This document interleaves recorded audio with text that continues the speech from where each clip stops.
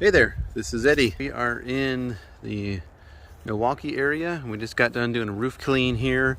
I kind of wanted to discuss a little bit about what to expect when you take a look at it a little bit closer. So there was a lot of lichen and moss starting to develop in some places. So even though the roof doesn't have the black streaks, it may look worse before you get better. You see these cottage cheese looking stains here.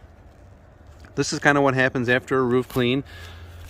So what we'll do is we'll let the rains come by and rinse that off naturally, because those root structures in between the gravel of your shingle, you're going to want to let that dry up and then let it just wash off naturally. So within sometimes a week to 2 months, depending on what kind of rain we have coming up here, you should see this roof look like brand new.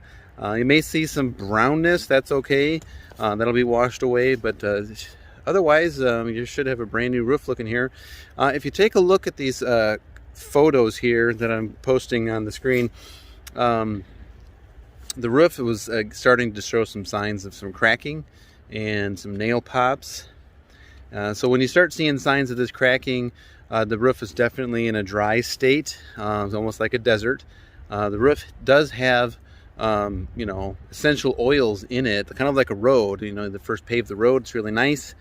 So it's a good idea to preserve your investment with an all natural bio oil treatment. It's a solution that you can use. Rehydrate your roof. All we do is just to apply a special formulated solution to the shingles. It allows them to be able to expand and contract.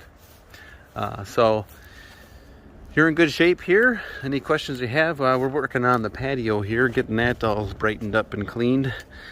So letting the detergent do its job, and then we'll be rinsing it here shortly.